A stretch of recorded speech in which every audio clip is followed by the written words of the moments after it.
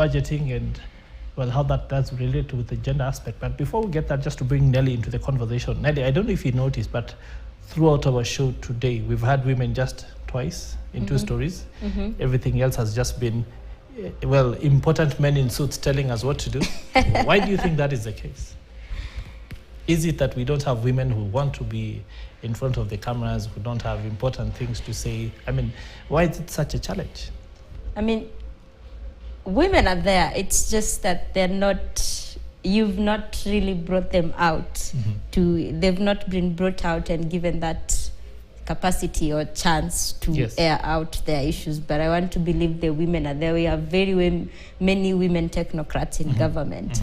But that is why I even during the break, I was like, we still have no level play field for all the women. So then how do we start to ensure that that playing field is actually there? How do we encourage women and capacitate them to stand in front of the cameras, speak to the societies which they are governing and running? How do we enable them be able to play the roles that we are talking about rather than having the men speak for them? I want to believe we can start through dialogue. Yes. And by dialogue, I want to mean through the community dialogues, through dialogues that we could be having at our workplaces, dialogues that we have here, dialogues that the president has, outside there. Once we begin to having such dialogues, then it begins changing the mindset of not only the women, but even the men as well. They start to begin to see that truly the women can as well come and give us an important issue. So now my number one solution to that would be the dialogues. Once we're able to go the dialogue way, I think the more women are able to come up, they're able to not shy away from the cameras, not shy away from these opportunities. And number two, also taking up the leadership spaces. I want to believe once we are able to really have the women take up leadership spaces, number one, we want to be able to talk of the issue of trying to implement the 2/3 gender principle year in, year out, because we still don't have enough women in the leadership spaces.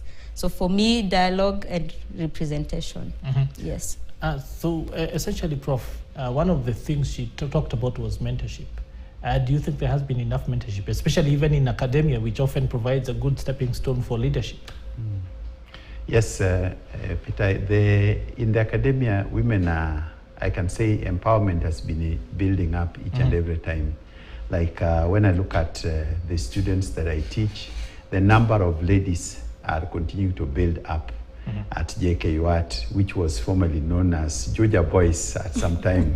But now the girls have taken over. And our CEO is a lady, Professor Ngumi. And there are quite a number of ladies that have actually been there in the leadership. So generally, the women are continuing to be empowered. I think mentorship issue is there, but then with the empowerment, I think it should be intentional from the women's side. When we were talking, I was just thinking about what used to be called maendeleo ya wanawake. When I was growing up, I knew maendeleo ya wanawake as strong, but I never hear about it these days.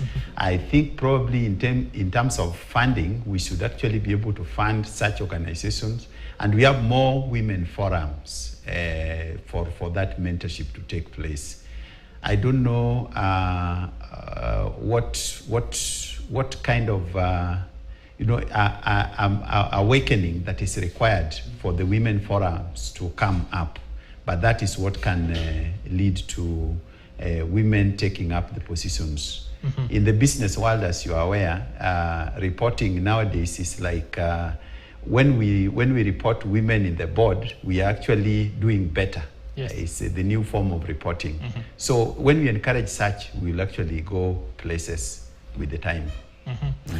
We are essentially nearing the close, and so I want to get closing remarks. If essentially the challenge has been that we have this conversation once a year. I know like we have it more than once a year, but generally, how do we then start to get this conversation to, so to say, mainstream, so that people start to talk about it much more and we start to see real movement?